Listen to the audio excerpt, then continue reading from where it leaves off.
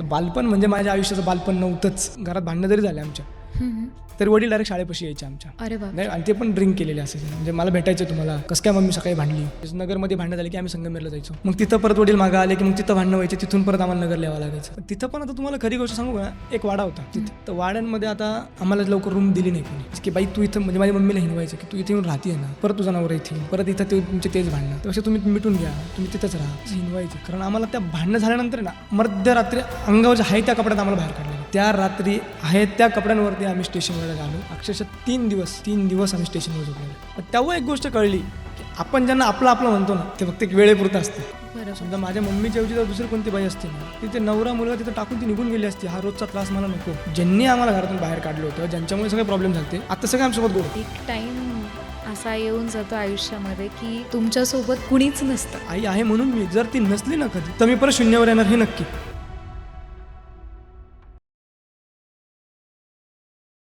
नमस्कार मित्रांनो, तुमचं पुन्हा एकदा मनापासून स्वागत आहे तुमच्या आवडत्या आपली गोष्ट या मंचावरती, जिथे आम्ही लोकांच्या विचारांना, संघर्षांना आणि कहाण्यांना खुलं होण्यासाठी हा मंच उपलब्ध करून देतो. मित्रांनो, प्रत्येक यशस्वी माणसामागे आणि त्याच्या हसण्यामागे एक संघर्ष आणि एक कहाणी लपलेली असते. आणि अशीच एक कहाणी आपल्यासमोर घेऊन आलेत कुमार सर. तर त्यांची ही कहाणी आजच्या या व्हिडिओमधून आणि या पॉडकास्टमधून आपण जाणून घेऊयात. चला तर मग पॉडकास्टला सुरुवात करूयात. नमस्कार कुमार सर. सगळ्यात आधी तर तुम्ही तुमचा आपला आजचा दिवस आपल्या आपली गोष्ट या प्लॅटफॉर्मसाठी दिलात, त्यासाठी खूप खूप धन्यवाद. आणि तुम्हाला आज या प्लॅटफॉर्मवर येऊन कसं वाटतंय? सगळ्यात पहिले तर तुम्हाला पण नमस्कार. तुम्ही मला इथं बोलवल्याबद्दल तर खरं तर मी तुमचा आभारी आहे. आणि इथे येऊन खरं चांगलं वाटतं की मी माझ्या लाईफची स्टोरी आज कोणातरी सांगतोय पहिल्यांदा. ते पण आपली गोष्ट या जे तुमचं जे यूट्यूब चॅनल आहे त्याच्यामार्फत मी सांगतोय. त्याबद्दल खरं तुमचे आभारी आहे. बरोबर. कुमार सर, खरं तर आज तुम्हाला सगळेजण एक यशस्वी बिझनेसमॅन म्हणून पाहतात. पण प्रत्येक यशस्वी माणसाच्या मागे एक न ऐकलेली गोष्ट असते आणि तीच तुमची गोष्ट आज जाणून घेण्यासाठी आम्ही तुम्हाला इथे इन्व्हाईट केलंय. नक्कीच. तर आपण अगदी सुरुवातीपासून करूयात. सगळ्यात आधी मला हे ऐकायला आवडेल, की तुमची सुरुवात कुठून झाली? म्हणजे तुमचं बालपण, तुमची फॅमिली आणि साधारणतः त्यावेळीचा काळ कसा होता त्याबद्दल काहीतरी सांगा? तर खरं सांगायचं म्हटलं तर माझा जन्म नगरचा आहे, म्हणजे अहिल्यानगरचा. हां, हां. आणि माझ्या मम्मीचं माहेर हे संगमनेर आहे. पण आता काही गोष्टी येतात ना आयुष्यात की त्या म्हणजे लवकर सांगता येत नाही, लवकर बोलता येत नाही. बरोबर. तर बालपण म्हणजे माझ्या आयुष्याचं बालपण नव्हतंच असं मी मानतो, माझ्यासाठी तरी. कारण माझे वडील ड्रिंक करायचे. आणि मग त्या ड्रिंकच्या तर तुम्हाला तर माहितीच आहे, ड्रिंक म्हटलं की शेवटी संसार हा नसतोच. बरोबर, म्हणजे बरोबर. एखाद्या आईला म्हणू किंवा एखाद्या बाईला म्हणू, तिचा नवरा किंवा तिचा मुलगा कसं कोणी असो, की ड्रिंक करत असेल तर त्याला संसार हा नसतोच. आणि तसंच माझ्या लाईफबद्दल पण तसंच आहे. मला काही गोष्टी कळत नव्हत्या. पण वडिलांच्या ड्रिंकमुळे आईला घडीत कधी नगर, तर कधी संगमनेर. संगमनेरला गेलं की मग परत वडिलांचं ड्रिंकमुळं परत नगर. अशा प्रकारे माझं बालपण गेलं. अच्छा. म्हणजे जसं तुम्ही म्हणालात, की तुमच्या लाईफमध्ये बालपण हा पार्टच नव्हता. कारण नव्हतंच. ज्या बालपणी आपण गोष्टी करतो, जसं की एक आपलं खेळणं म्हणा, बागडणं म्हणा किंवा एक एन्जॉयमेंटचा काळ असतो, तो तुमच्या लाईफमध्ये तिथून मिसिंग होता. नव्हताच. कारण का, तर खेळायचा विषय म्हटलं की आम्ही बाहेर जरी खेळायला आलो की वडील ड्रिंक केलेले असायचे. आता आम्ही बाहेर खेळायला आल्यानंतर मग समजा ते जर घरातून बाहेर आले, तर मित्रांमध्ये थोडंसं आपण म्हणतो ना, एक कंजेशनपणा असतो, हं, हं, की हं. "अरे बघ तुझे वडील आले. अरे बघ त्यांना चालता येत नाहीये." हे हां. म्हणजे आम्ही ऐकलंय. सगळ्या गोष्टी त्या रिअलमध्ये, म्हणून आम्ही शक्यतो घरातून बाहेर निघतच नव्हतो. वडील आले की डायरेक्ट घरात.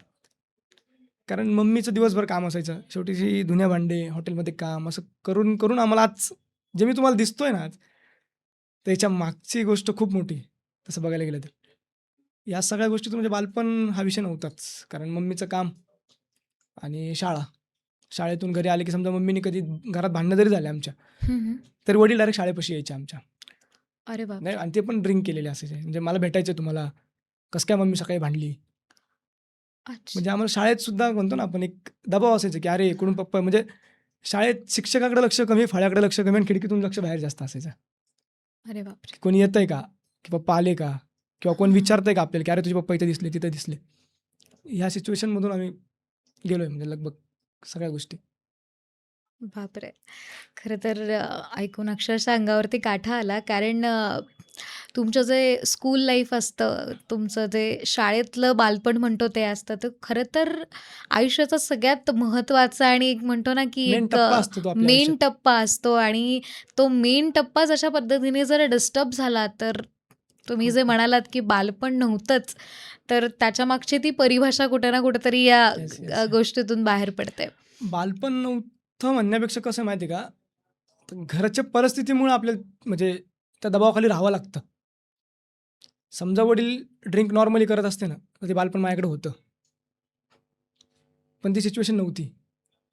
एक तर आईला दिवसभर काम करणं होतं आणि वडील समजा दिवसभर दुपारपर्यंत जरी काम केलं तरी त्यांना ड्रिंकशिवाय त्यांना होत नव्हतं. म्हणजे पहाटे उठून ड्रिंकला जा, मध्यरात्री तरी जा. म्हणजे ड्रिंकशिवाय त्यांना पर्याय नव्हता. मग असंच त्यांचं म्हणजे याच्यामागे काही त्यांच्या व्यसनामागे काही स्पेसिफिक कारण होतं, की तुम्ही जेव्हापासून पाहताय तुम्ही त्यांना तसंच पाहताय हो, किंवा हो, हो. काही जसं त्याच्यामागे मला कारण? समजतं ना, मी त्यांना तसंच पाहतोय. आत्ताची सिच्युएशन वेगळी आहे. पण तेव्हाचं म्हणजे मी तुम्हाला तेव्हाचं सांगतोय, की पण त्याच्यामुळे पण खूप लाईफमध्ये हे झालंय. म्हणजे भांडणांचं असो किंवा काही असो, की नगरमध्ये भांडणं झाली, की आम्ही संगमनेरला जायचो. मग तिथं परत वडील मागं आले, की मग तिथं भांडणं व्हायची. तिथून परत आम्हाला नगरला यावं लागायचं. अच्छा. नगर तुम्ही म्हणालात, की तुम्ही मूळचे नगरचे. हो, मग संगमनेर मम्मीचं माहेर. आईचं माहेर. हो. तर मग ओके. समजा इकडे भांडणं झाले ना, मम्मी की आम्हाला दोघांना घ्यायची. मला आणि माझा लहान भाऊ आहे. हां, हां.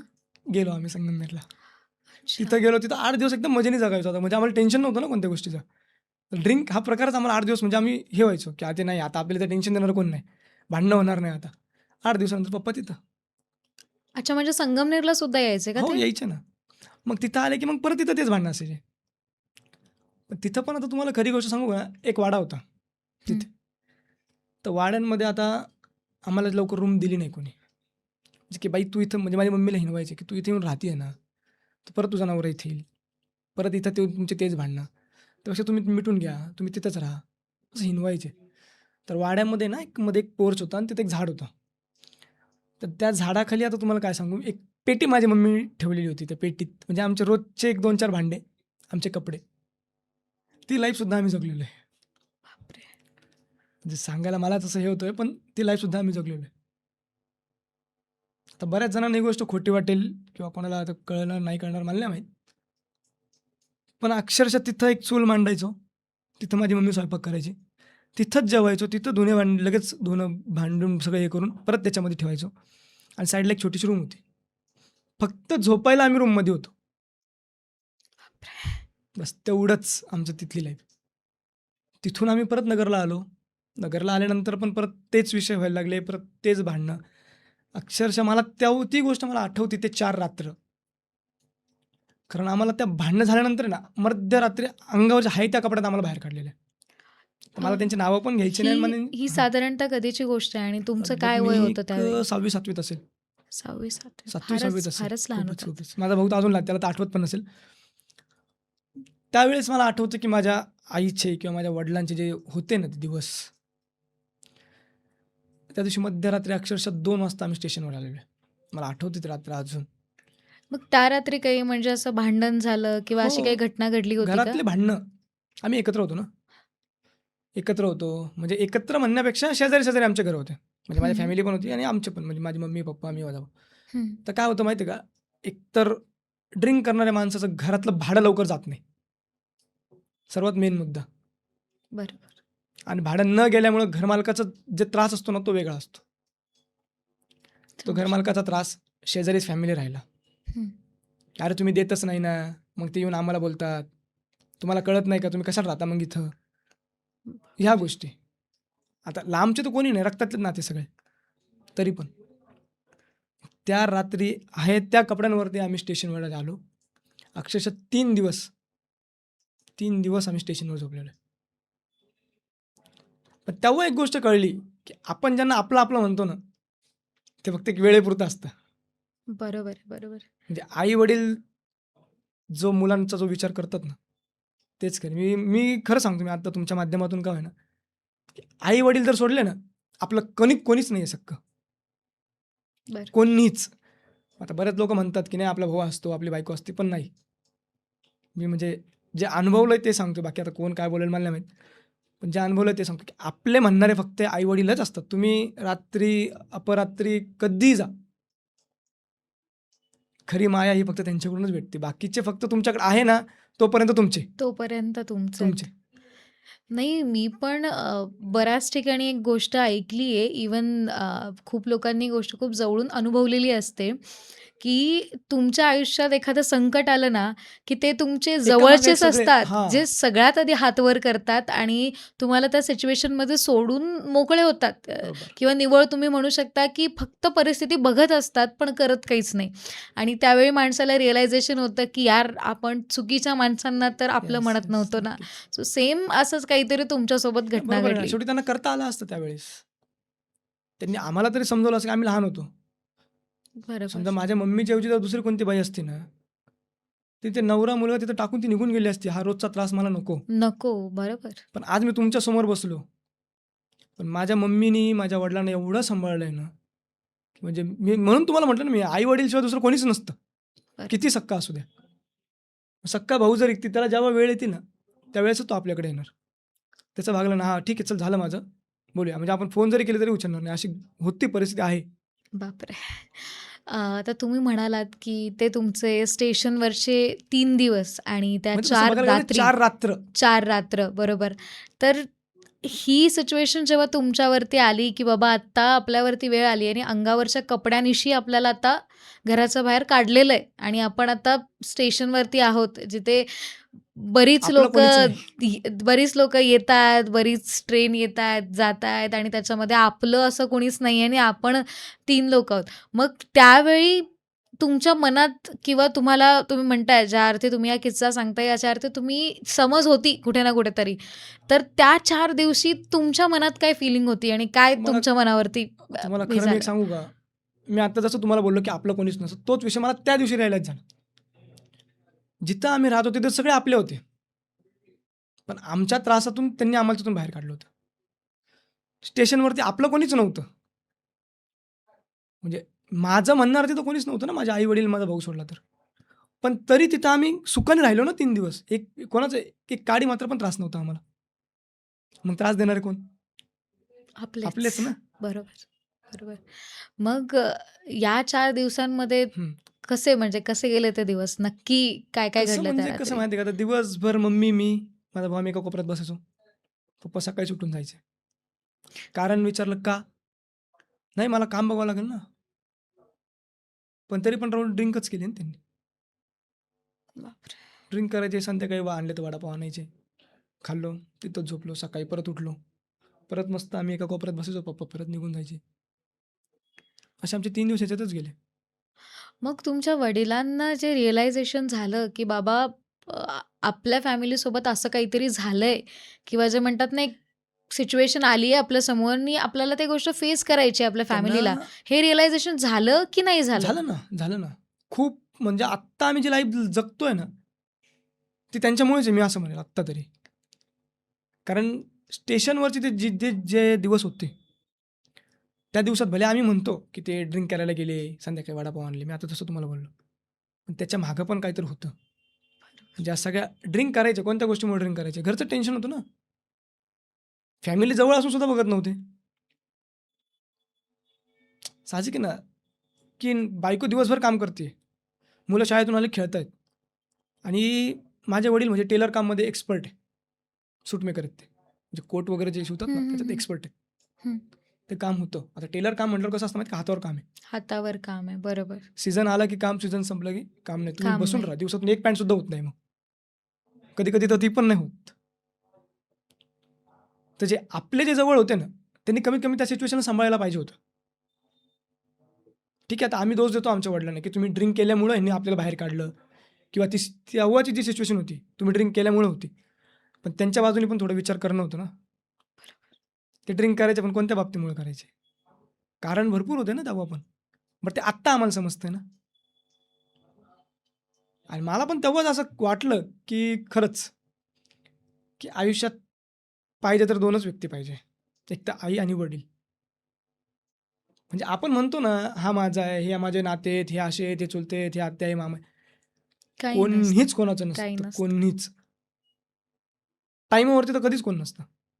हां, समजा आत्ता काही सिच्युएशन आहे तुमच्याकडे एकदम प्रॉब्लेममध्ये तुम्ही एकदम तुम्हाला पाहिजे तुम्ही कॉल करा. कोणीच येणार नाही. जेव्हा सगळं सिच्युएशन क्लिअर होईल तेव्हा स्वतःहून फोन येतो. "अरे, नेमकं मी असंच कामात होतो. येऊ का आत्ता?" तेव्हा काय कामाचे आहेत सगळे. अगदी बरोबर, अगदी बरोबर. ही सत्यस्थिती आहे खरं तर. तेव्हा काय खरंच. कामाचे सगळे. आता तुम्ही म्हणालात, की वडील दिवसभर कामासाठी जायचे आणि संध्याकाळी येताना काहीतरी खायला घेऊन यायचे आणि त्याच्यावरती तुमचा उदरनिर्वाह हो. चालू होता. मग आता जे तुम्ही हे स्टेशनवरचे 4 दिवस काढले, त्याच्यानंतर मग काही तुमच्या परिस्थितीमध्ये बदल आला, झालं ना. की म्हणजे काय नक्की झालं पुढे ना. काय ते कसं झालं? झालं माहिती आहे का? ते 3 दिवस जे तुम्हाला बोललो. हं, चौथी रात्र अशी होती, की एक आहे आमच्या तिथे मी नाव नाही घ्यायचं, पण एक आहे इलाका आहे. तिथे एक छोटी रूम घेतली होती माझ्या मम्मीने आणि पप्पाने दोघंच गेले. हं, म्हणजे आम्हाला घेऊन गेले ते सोबत, हं. पण रूमच्या तिथं नाही. आम्हाला आपलं आमचं एक नेप्ती नाका म्हणून आहे. तिथे एक मंदिर आहे, तिथं थांबवलं होतं. मला आठवतं अजून पण. अच्छा. अर्धा 1 घंटा मी माझ्या लहान्या भावाला घेऊन आम्ही तिथंच बसलो होतो मंदिरात. नगरमध्ये का? हो, मंदिरात. रूम वगैरे बघितली, सगळे बघून आले. आम्हाला घेऊन गेले रात्री. पण रात्री पण कसं घेऊन गेले? आता त्या रूममध्ये जायचं कसं? आपल्याकडे ना सामान आहे, ना कपड्याच्या बॅगा आहेत, ना भांडे, ना कुंडे काहीच नाही ना. तर एवढ्या 4 चौघात जाणार कसं आपण? कारण हे 4 लोकं तर लय डेंजर. ते कोण आहे मलाच कळलं नाही अजून. जे आपण म्हणतो ना 4 लोकं 4 बघतात. लोकं बघतात, हे 4 4 लोकं लोकं कोण हे बोलतील. मला अजून कळलं नाही. खरी म्हणजे. मग आम्ही तेव्हा रात्रीला गेलो तिथं. तीच माझी चौथी रात्र. रात्रीला गेलो तर जेवायला तर काहीच नाही. हाही त्या कपड्यावर तसंच झोपलो. दुसऱ्या दिवशी सकाळी उठून ज्यावेळेस माझी मम्मी, पप्पा दिवसभर दोघांनी कामं करून एक 8 दिवस आहे ना 8 दिवस, आहे तशाच स्थितीत होतो आम्ही. मी, माझा भाऊ घरात, हे दोघं बाहेर. मम्मी पण बाहेर, पप्पा पण बाहेर. दिवसभर काम करायचे. कुठं काय भेटेल ते करून यायचे. आणि मला आठवतं तेव्हा माझी मम्मी हॉटेलमध्ये कामाला लागली होती. हे बघ सांगतो माझा हात असं थरथरतोय, पण हॉटेलमध्ये कामाला लागली होती. आणि माझे वडील दिवसभर जे भेटेल ते करून. संध्याकाळी रोज वडापाव घेऊन यायचे, ते खायचो. 8 दिवस ह्याच्यात गेले. 8 दिवसानंतर मग कुठं एक 2-3 ताटं आण, 2-3 तांबे आण. असं करता आत्ताची करंट स्थितीमध्ये म्हणजे सगळ्या गोष्टी आत्ता. ते फक्त त्या दोघांच्या कष्टामुळेच मी म्हणतो मी. ठीक आहे, ती लाईफ बघितली, सगळ्या गोष्टी झाल्या. मी 8वीत असताना पहिल्यांदा कामाला लागलो. 8वीत असताना पहिल्यांदा कामाला लागल्यानंतर मला समजलं खरे कष्ट काय असतात. आज मला बरेच लोकं म्हणतात, की "तू असा फिरतो, तसा फिरतो, असा राहतो, तसा राहतो." पण पहिले कुमारने काय दिवस बघितलेत हे कोणाला सांगणार? बरोबर आहे. कोणाला सांगणार? करेक्ट. आत्ता मी समजा एखादी स्टोरी लावली, एखादी स्टेटस जरी लावलं तरी मला विचारतात लगेच. आमच्या घरातलेच विचारतात. ज्यांनी आम्हाला घरातून बाहेर काढलं होतं, ज्यांच्यामुळे सगळे प्रॉब्लेम झालते, आता सगळे आमच्यासोबत गोड आहेत. येतात, बोलतात, "कसे आहेत रे? काय करतात रे? चांगलं आहे ना रे?" परिस्थिती चांगली झाली परिस्थिती ना, बदलली ना. बदलली. बरोबर. स्टेटस मी आत्ता म्हणजे खरंच सांगतोय, स्टेटस जरी लावला ना, तरी माझ्या मम्मीला फोन जातो. "खूप फिरतोय एवढ्यात कुमार. खूप इकडे गेलता. हां, बघितले आम्ही स्टेटस. त्याच्या मुलाचे पण, त्याच्या बायकोचे पण. मस्त फिरतात ते. चांगले, चांगले." का? पहिला कुमार कसा होता? त्याला खायला महाग होते ना सगळे. आत्ता माझ्या आई-वडिलांच्या आशीर्वादाने मी पण कमवतोय. माझी मम्मी आत्ता पण. म्हणजे विचार करा मी आता 30 वर्षाचा आहे. तेव्हापासून माझी मम्मी काम करते. आत्ता पण माझी मम्मी अजून पण जॉब करते. मी आत्ता तुमच्यासमोर बसलोय पण माझी मम्मी तिथं जॉबवर आहे. बघा. म्हणजे युजुअली लोकं म्हणतात, की एका सक्सेसफुल यशस्वी पुरुषाच्या मागे एखाद्या स्त्रीचा हात असतो. तसं तुमच्या सध्याच्या स्थितीच्या मागे तुमची संपूर्ण फॅमिली आईचं आहे काय ना. हो. म्हणतात स्ट्रगल आणि पूर्ण तिने स्वतःला झोकून कसं माहिती दिलेलं आहे, नुसतं दिसतंय. आईचं पण म्हणता येणार नाही. आईचा तर होताच. माझ्या लग्नापर्यंत आईचा होताच आणि कायम आहे. म्हणजे मी आत्ता सांगतो ना तुम्हाला, आई आहे म्हणून मी आहे. मी असं म्हणजे हाच माझा ठाम आहे. बरोबर. आई आहे म्हणून मी. जर ती नसली ना कधी, तर मी परत शून्यावर येणार हे नक्की. आत्ता माझ्या अडी-अडचण असो किंवा काही प्रॉब्लेम्स असो किंवा कुठे म्हणजे समजा मला घरात यायला थोडा जरी लेट झाला ना, लगेच माझ्या बायकोला फोन येतो. "तो का नाही आला अजून फोन? त्याला पहिले फोन कर." तिचा फोन नाही उचलला, माझ्या मम्मीचा मला फोन येतो. "तू पहिले घरात जा. पहिले घरचं बघ." आई आहे म्हणून तर मी पण आता माझं घर सांभाळून आणि सगळ्या गोष्टी करून आहे ना. तीच बरोबर. नसली मग. आणि ह्याच्यामध्ये पण आता समजा काय प्रॉब्लेम आलते मध्ये. जसं तुम्हाला म्हटलं की त्या रूमवर गेले म्हणजे त्या रूमचा विषय, ते तुम्हाला समजल्या सगळ्या गोष्टी, कामाला लागलो. ह्याच्यात भरपूर स्टोरी आहे, भरपूर खूप मोठी. तर मला नाही बोलता येणार सगळ्या गोष्टी, पण खूप मोठ्या ह्याच्यात मग माझं काही फ्रेंड सर्कल पण आलते. तिथून मग माझे काही डान्सचे क्लास चालू झाले, ॲक्टिंगचे क्लास चालू झाले. तिथून मला कुठं मग असं असं वाटलं की नाही आता आपण काहीतरी करावं, म्हणून मी सगळं डायरेक्शन, रायटिंग ह्याच्यात थोडंसं शिरलो. खूप काही काम खूप केलं खूप. म्हणजे अक्षरशः एवढे शो केलेत, एवढे शॉर्ट फिल्म्स, एवढे नाटकं केलेत, खूप काही. पण आपण म्हणतो ना एक पॉईंट असतो, एक टर्निंग पॉईंट. तिथून सगळ्या गोष्टी चेंज होतात. आणि माझ्या आयुष्यात तोच टर्निंग पॉईंट म्हणजे लॉकडाऊन. म्हणजे एवढं स्ट्रगल करून इथपर्यंत आलो, आणि सगळ्या लॉकडाऊन गोष्टी लागलं. शिकलो. करिअरला जिथं कुठं सुरुवात झालती, चांगले मोठे शो करत होतो, मस्त ह्याची शॉर्ट फिल्म कर, त्याचं कर, पैसे येत होते, सगळ्या गोष्टी आहे. मध्ये जो टर्निंग पॉईंट असतो तो आला लॉकडाऊन. लॉकडाऊन नंतर तुम्हाला माहिती लोकांचे आहे ते कामं गेलेले. खूप तिथून खूप वाईट खूप परिस्थिती खूप होती. मग तिथून थोडासा फायनान्शियल प्रॉब्लेम. माझं लग्न झालं. पण जसं आता तुम्ही म्हणालात, की एक सक्सेसफुल पुरुषाच्या मागे एक स्त्रीचा हात असतो ना, माझ्या मागे 2 आहेत. एक तुमची आई आणि दुसरं? दुसरी माझी बायको. म्हणजे लॉकडाऊन झाल्यानंतर कितीतरी दिवस मला कामच नव्हतं. नशीब ती बिचारी मेडिकलला होती. म्हणून तिचं काम चालू होतं. काम चालू होतं. हां, मेडिकल इंडस्ट्री मेडिकलमध्ये त्यावेळी होती ती. होती. तिचं ओटी असिस्ट पण झालेलं आहे, मेडिकलला आहे. म्हणजे ग्रॅज्युएशन शिकलेली चांगली आहे. ग्रॅज्युएशन वगैरे झालेली आहे. काय प्रॉब्लेम नाही. मेडिकलला होती ना, तर अक्षरशः 2 वर्षात तिने मला कमीत कमी ₹1,00,000 दिला असेल. तिथून माझी परिस्थिती परत बदलत गेली. कारण फायनान्शियल इश्यू झालता ना, बाहेरून घेतले होते तेवढे. कारण आता तुम्हाला माहिती आहे फिल्म लाईन म्हणजे कसं असतं माहिती आहे, शॉर्ट फिल्म करणार आहे, नाही राव, इथं पैसे लागणार आपल्याला. लागणार आहेत तर आपल्याला. घरच्यांना न सांगता, "हां, चल दे रे मला 2,000. दे रे कॅमेऱ्याचे पैसे, लाव तू सेटअप." समजा तुम्हाला शॉर्ट फिल्म करायची, सॉरी तुला बोललो. तुम्हाला शॉर्ट फिल्म करायची आहे. तुम्ही माझ्याकडे आले, कुमार असे आहे राव, मला करायचं आहे बरं का, मला हे मग भारी वाटलं. करू ना.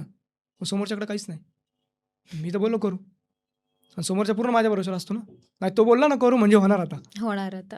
मग मी दे रे बाबा 2,000-4,000. आणि दे रे पैसे, चल लाव तू सेटअप, आपण करून घेऊ.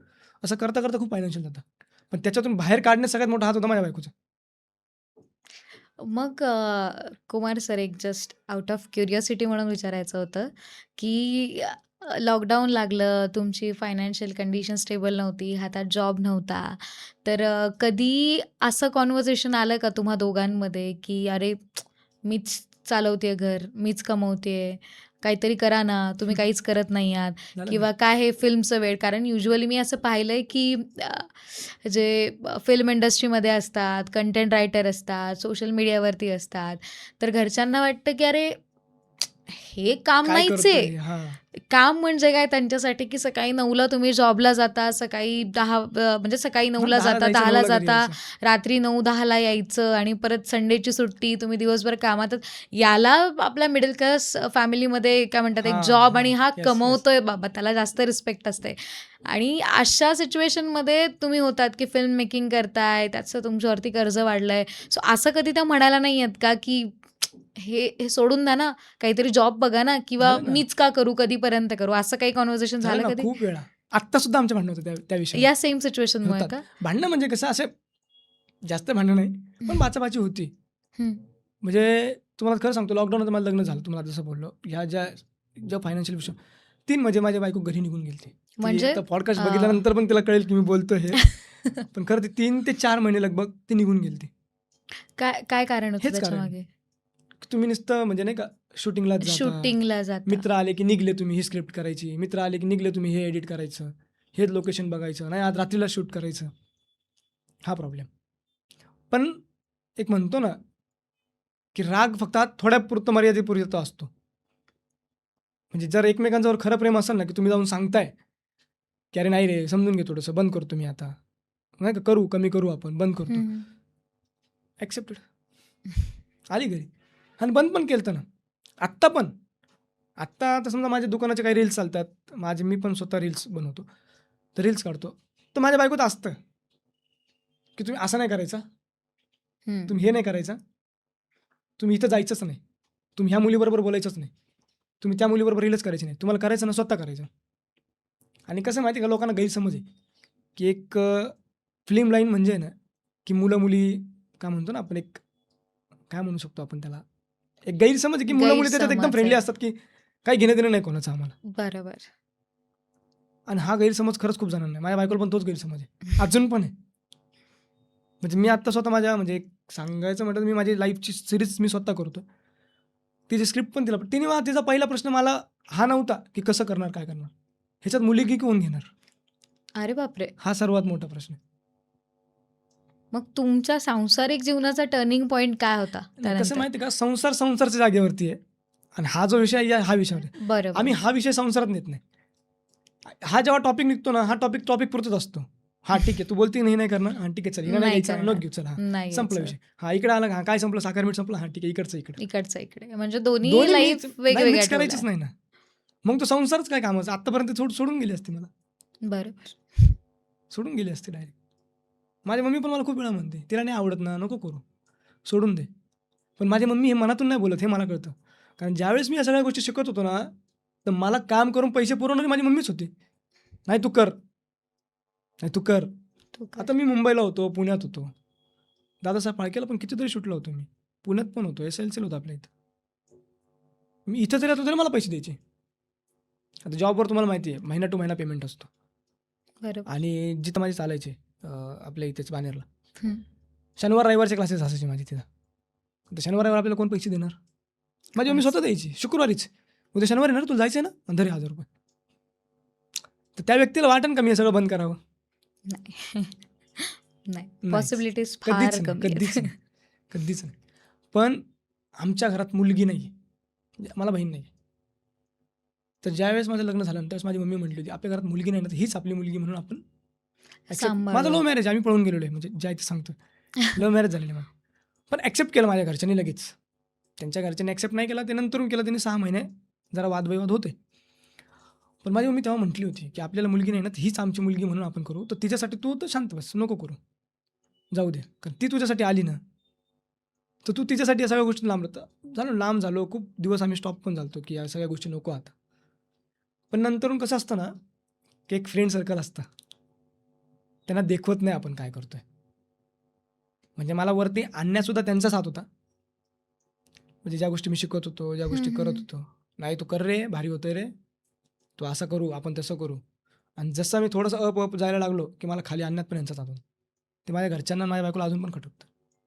म्हणून आत्ता पण मी उभा राहायचा प्रयत्न करतोय परत त्या स्थितीत. पण माझ्या घरच्यांचा एकच विषय असतो की पहिला जो झाला ना विषय, तो आत्ता नको. आत्ता ते रिपिटेशन नको नको म्हणून तू आयुष्यात. कोणासोबतच काम करू नको. करायचं तर एकटा उभा राहा, एकटा कर. आता बघूया कुठपर्यंत जातोय.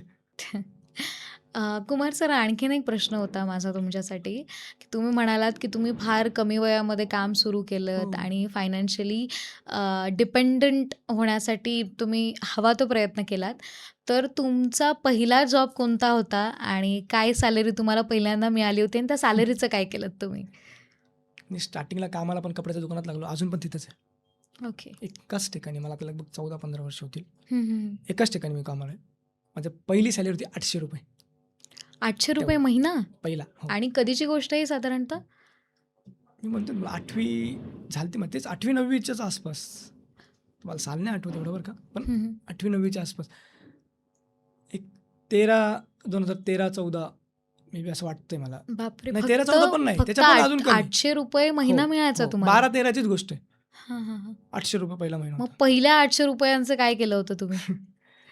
एकतर त्याच वेळेस काय झालं होतं, मला म्हणजे नाव नाही घ्यायचं बरं का, पण एक जणाचा बड्डे होता हं. फॅमिलीतले हं, आमच्या हं. एकदम. आता आम्हाला बहीण नाही ना, सख्खीच थोडक्यात असं पकडा. तेच 800 रुपये माझी मम्मीला दिले की आपण पहिले तिला ड्रेस घेऊ, तिला ड्रेस घेऊ. कारण आम्हाला बहीण नाही कसं ना. वाटलं मग पहिल्यांदा, की पहिला पगार आहे, पहिल्यांदा काहीतरी खूप महिनाभर इच्छा काम होती करून मला, असं खूप ठेवलंय. वाटत होतं की मी कपडे घ्यावं किंवा घरात काहीतरी. तुम्हाला म्हटलं ना, मी रूम होती ना छोटीशी आमची, हां, काहीच हां. नव्हतं आमच्या घरात. काहीच नव्हतं. आणि तेव्हाच मी जॉबला लागलो. तोच म्हणजे ह्यांचं बघून मी कामाच्या नादी लागलो. हं, हं, हं. नाही आता आपण काम करायचं, डान्स शिकायचं आणि ॲक्टिंग शिकायचं, मग काहीतरी मोठं व्हायचं, ह्या हिशोबाने मी होतो पहिल्यापासून. पण असं वाटलं होतं की आपल्याला काहीतरी घ्यावं, मम्मीला काहीतरी घ्यावं, पण नाही झालं ते. पण एक आहे की आता मी ते ज्यांच्यासाठी ते गिफ्ट घेतलं होतं ना, आता खूप मोठी ती मुलगी. पण चांगलं शिकते त्याच्यामध्ये आता. एक हां. गोष्ट पण झाली असेल ना कुमार सर, की जिथे आपल्याकडे काहीच नव्हतं, पण एखाद्या फॅमिली फंक्शनमध्ये जाऊन हां. तुमच्या आईने एखादी भेटवस्तू दिली नेऊन हां. तिथपर्यंत, तर कुठे ना कुठेतरी तुमच्या काय हां, मग म्हणतात एक वाटतं ना, वाटतं आईच्या ना, मनाला पण एक समाधान झालं वाटतं असेल, ना. की बाबा जिथे माझ्याकडे काहीच नव्हतं, खाण्यापिण्याचे हाल होत होते, तिथे नक्कीच. मी आज माझ्या मुलाने काहीतरी मला या हं, हं. सिच्युएशनला आणून ठेवलं, की मी कोणाला एवढं महागडं गिफ्ट देतोय. म्हणजे ₹800 त्यावेळी त्यावेळेस. इतके पण कमी नाही आहेत म्हणा, नाही की माझ्यासाठी खूप होते ते. खूप मोठी गोष्ट आहे आणि पहिली माझ्यासाठी कमाई खरंच आहे. खूप होते. कारण तुम्हाला म्हटलं ना मी, मला बालपण नव्हतं. नव्हतं. आणि जेव्हा मला फ्रेंड्स माझे झाले ना सगळे डान्स बाबतीत, ह्याच्या बाबतीत, पण त्यांना बालपण होतं. पण मी काय करायचो, मला तेवढा 1 घंटा फक्त त्याचं प्रॅक्टिस करायचो, लगेच जॉबवर. शाळेतून आलो, सगळे मित्र म्हणजे चला क्रिकेट खेळायला. अरे चल ना ग्राउंडवर तू. नाही, नाही मला कामाला जायचं. मी निघून जायचं. पण मी थांबत नव्हतो. कोणासोबतच थांबलो नव्हतो आजपर्यंत. हां, आत्ता माझे आहे बरेचसे फ्रेंड आहेत. काही बोलतात, काही बोलत नाही. बोलत नाहीत. आहे काही. कारण आता कसं माहिती आहे की ह्या लाईनमध्ये वादविवाद होतात. बरोबर. 100% होतात. होतात. बाकीचं लाईन्स मला नाही का सांगता येणार बरं का आता, कारण सगळ्यांचे कामं वेगवेगळे असतात. पण ह्याच्यामध्ये 100% होणार, की म्हणजे हे कॅरेक्टरच मला का नाही दिलं? हे स्क्रिप्टमध्ये म्हणजे तूच उतरणार का? मी का करू नको? करू नको. बरोबर. खूप म्हणजे आता सगळं करतोय आपण. तरी आम्ही म्हणतोय तुम्हाला, "अरे ठीक आहे, एवढंच कॅरेक्टर मी करतो, बाकी सगळं तुम्ही करा." तरी पण प्रॉब्लेम. तर मॅडम कसं माहिती आहे का, फ्रेंड सर्कल म्हटल्यावरती एक विषय असतो, की आपण ज्याच्यासाठी एफर्ट्स लावतो ना एवढे, समोरच्या माणसाने पण त्या टाईप वागावं. म्हणजे वागा. समजा आपण म्हणतोय, की "चल बाबा आपण असं करू, आपण तसं करू, आपण हे करू." समजा मी म्हणतोय, तर समोरकडून पण ते रिस्पॉन्स पाहिजे ना आपल्याला. बरोबर. आणि आजकाल ते नाही आहे. म्हणजे तुमच्याकडून काम भागलं ना, की संपला विषय. मग तू विषय कॉल जरी संपला. केला ना, "ए बाबा मी कामात आहे, नंतर कॉल करतो तुला." पण तुला जर गरज असली आणि मी समजा कॉल केला किंवा तू मला करतोय आणि मी तसं म्हटलं, तर तू काय बोलतो? साहजिक आहे ना. बरोबर. एक टाईम असा येऊन जातो आयुष्यामध्ये, की तुमच्यासोबत कुणीच नसतं. कोणीच नसतं. कुणीच बरोबर आहे. नसतं आणि तुम्ही स्वतःच असतात, की तुम्हाला सुद्धा बघायचंय, तुमच्या फॅमिलीला सुद्धा बघायचंय आणि सगळी सिच्युएशन तुम्हाला सावरून एकत्र करून तसं काहीतरी तुम्हालाच करायचंय. कसं माहिती आहे का, एक मुलगा म्हणून म्हणतो. हां. म्हणजे एक मुलगा म्हणून सांगतो. सगळ्या गोष्टी बघणं आहे त्याला. घर बघणं आहे, लग्न झाल्यावर बायको, बायको झाल्यावर मुलगा, आपले आई-वडील बघणं आहे, प्लस बाकीचे पण फॅमिलीवाले असतात टोचायला. या सगळ्या गोष्टी करायचं म्हटलं ना, की मुलावर खूप दडपण सगळे म्हणतात, मुलांना काय असतं, की गेला बाहेर, लागले मित्रांमध्ये. तसं नसतं ना. मुलीचा एक सोपा विषय, लग्न करून माहेरी आली, माहेरीवरून तिला इकडे त्रास झाला, की सासरी गेली, सासरीतून माहेरी आली. बरं. 2-4 दिवस जाऊन राहू शकते. मुलगा काय करणार आहे? काहीच नाही. मुलांकडे ॲक्चुअली मग तेव्हा एक्सक्यूज देण्याचंच काहीच एक्सक्यूज प्रश्नच नाही नसतं. त्यांच्याकडं. मग तेव्हा जो प्रश्न येतो ना, तो येतो फ्रेंड सर्कलचा. Friend circle. पण मग त्या फ्रेंड सर्कलमध्ये अशा काही गोष्टी घडतात ना, की तिथं पण जायची इच्छा होत नाही. बरोबर. की असं वाटतं की आपण एकटा आहे ना. आणि मला खूप वेळा मला हे रिअलाईज होतं. मला डायरेक्ट ते दिवस आठवतात स्टेशनवरचे. त्या दिवशी आम्ही रात्री जिथं बसलो होतो ना, तिथं आपलं कोणीच नव्हतं. पण सगळे आपले वाटत होते. आपल्याला वाटत होतं. बरं. इकडे सगळे आपले असून पण परके वाटत होते मला त्या दिवशी. आणि तुम्ही जसं म्हणालात, की अशी सिच्युएशन चालू होती सगळी, तुम्ही शिफ्ट झालात, काम चालू केलंत. मग कंडिशन थोडी बेटर झाल्यानंतर तुमची फॅमिली तुम्हाला विचारपूस करायला आली, कोणी आलं किंवा नाही तेव्हा पण नाही. काहीच? कसं माहिती आहे का, मी जॉबला लागलो. हं, म्हणजे हं. कामाला लागलो. हं. एक कामाला म्हणजे 3-4 वर्षानंतर ज्यावेळेस सगळ्या गोष्टी झाल्या आमच्याकडे, सगळ्या आल्या. आता आम्ही मस्तपैकी म्हणजे चांगलं राहतोय बाबा, की मी, माझा भाऊ, की मी शिकतोय आणि मी जसं पुण्याला येत होतो. म्हणजे माझं जे डायरेक्शन वगैरे मी शिकत होतो त्यासाठी. मग आता माझे शो चालू झाले. मी शो करत होतो, इकडं जा, तिकडं जा. मग तेव्हा कुठेतरी हळू-हळू एक आमच्याकडे फोन नव्हते. कोणाकडेच फोन नव्हता. पहिला फोन मीच घेतला होता. ज्यावेळेस मला या गोष्टी शिकायच्या होत्या ना तेव्हा. तर अधूनमधून एखादा फोन यायचा. "अरे कुठे आता तुम्ही? काय करतात तुम्ही?" ह्याच्यासाठी. का? फक्त तुम्ही आमच्या नजरेत दिसत नाही ना म्हणून. लोकांना ना सर हे हे एक मी खूप नोटीस केलं आहे, की लोकांना आपल्या आयुष्यात काय चाललंय ह्याच्याशी हां, इंटरेस्ट ह्याच्याशी नसतो. घेणं-देणं नाहीये. ह्याच्या समोरच्याच्या हां, आयुष्यात काय चाललंय, तो ते काय खूप महत्वाचं. करतो आणि ते फक्त त्यांना जाणून घेण्याची एक वेगळीच क्युरिओसिटी असते. म्हणजे तुम्ही आता आमच्या समोर दिसत नाहीये ना. हां. तर मग मग तुम्ही काय तुम्ही करता ते आहात आता? कुठे? काय कुठं करताय? करता ते? बरं. काय करता ते? आता आमचं आम्ही बघू ना. करेक्ट.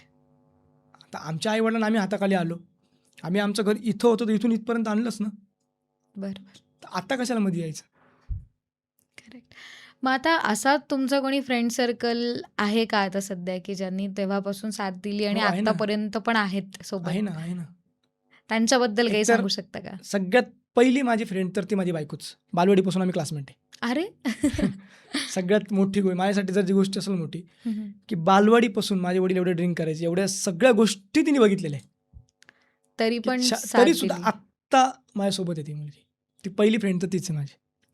आणि राहिला विषय बाकीच्यांचा, तर ह्याच्यात मी म्हणजे माझे आई-वडील, माझा भाऊ आणि माझी बायको, माझा मुलगा हं. यांच्यानंतर जर मी कोणाला मानतो ना, ती एक मुलगी आहे माझ्या आयुष्यात. ती निकिता म्हणून आहे. म्हणजे नाव डायरेक्ट घेतो मी तिथं, मला काही प्रॉब्लेम नाही. तिला पण प्रॉब्लेम नसणार.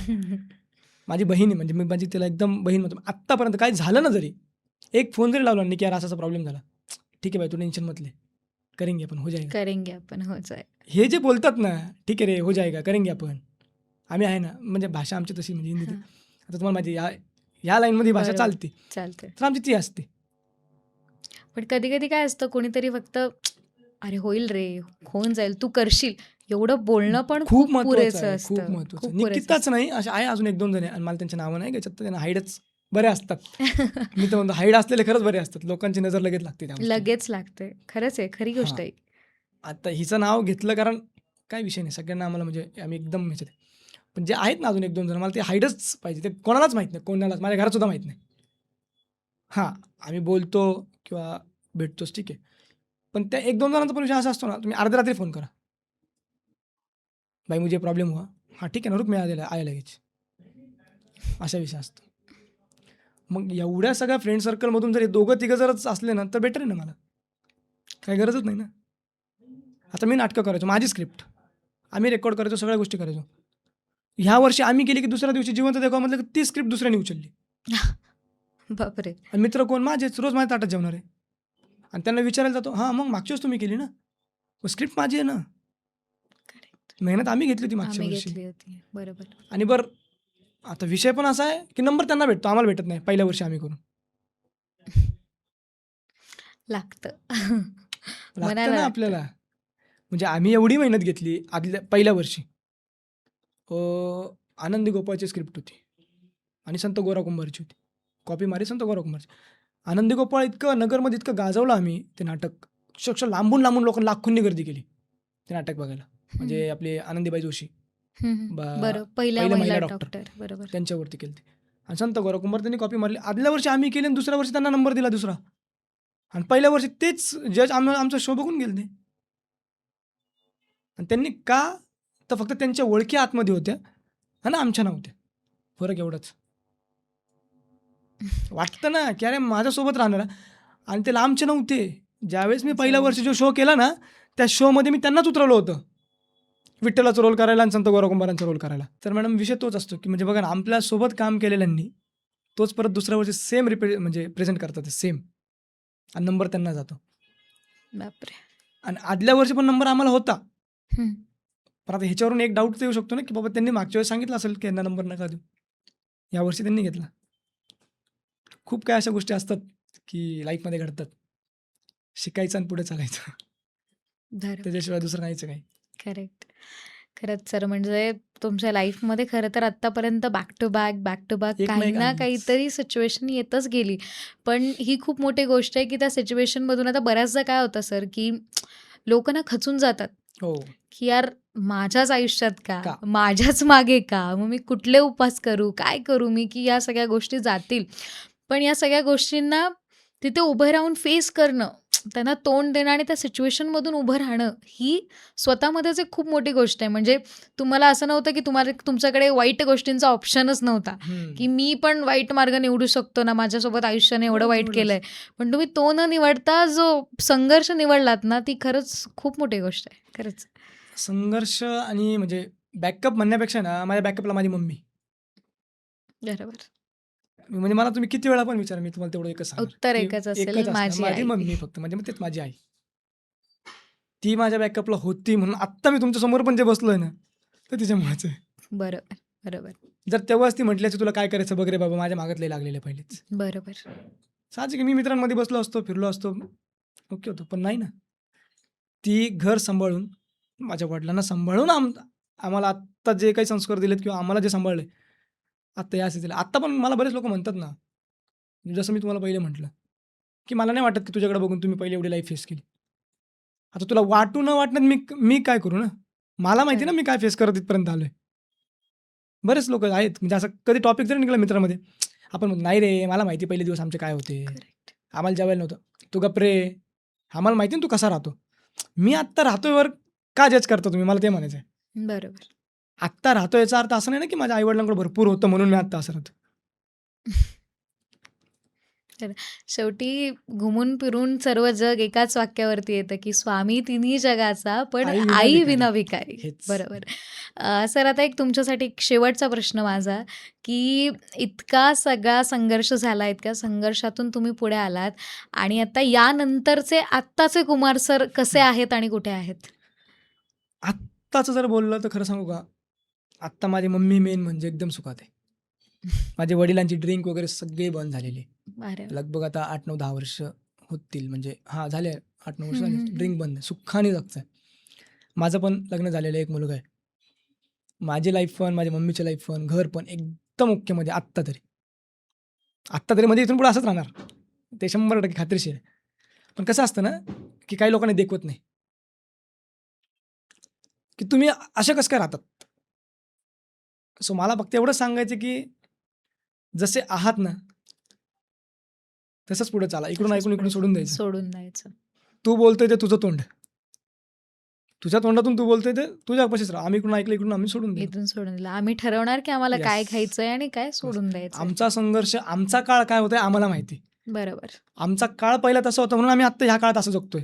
बरोबर. ते सांगून काय उपयोगाच नाही ना कोणाला. जर समजूनच घेणार. कारण तुम्हाला खरं सांगतो, लोकं फक्त तुमच्या समोरच्या ह्याच्यात बघतात. की तुम्ही कसे दिसताय येस.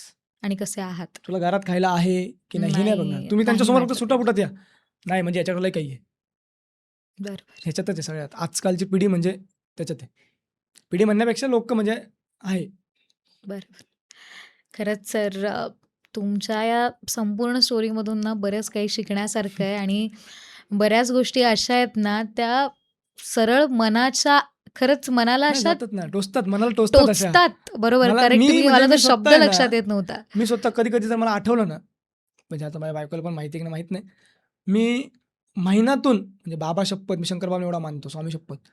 महिन्यातून कमीत कमी एकदा किंवा दोनदा आहे ना, अर्ध्या रात्री उठून बसतो फक्त या विचारांमुळे आणि रडत बसतो एकटाच. की मी काय बघितलंय? काय होतो मी? काय काय होतो मी? काय बघितलंय मी आणि आत्ता काय कुठे आहे? आहे मी? खरंच. आणि तीच आई जी ₹1-1 रुपयासाठी, ₹10-10 रुपयासाठी, ₹100 साठी काम करायची ना, आत्ता मला काही कमी पडू देत नाही. बघा. खरंच, खरंच खूप सुंदर गोष्ट आहे आणि असंच भरभराट तुमच्याकडे होत राहावी, असं आमच्या सगळ्यांकडून पण तुम्हाला शुभेच्छा. आणि आज तुम्ही इथे आलात आपली गोष्टच्या या मंचावरती आणि तुमची संघर्षाची जी कहाणी आहे ती आपल्या संपूर्ण ऑडियन्ससमोर मांडली. त्यासाठी खरंच तुमचं मनःपूर्वक आभार आणि खरंच मनापासून धन्यवाद. तुमचे पण आभार की तुम्ही मला इथं बोलवले आज. मला म्हणजे माझ्या मनातली जी व्यथा होती ना, व्यथा म्हणण्यापेक्षा मी कोणाला सांगू शकत नाही ही गोष्ट. कोणी ऐकणार नाही समोरचं. म्हणजे आपण सांग, "तू गप्प रे, ओके रे, होईल रे." पण आज मनातून जे आपण बोलतो ना, ते खरंच इथंच झालं. त्याबद्दल तुमचे सुद्धा खरंच मनापासून आभार. मला खरंच. बोलवल्याबद्दल खरंच थँक यू.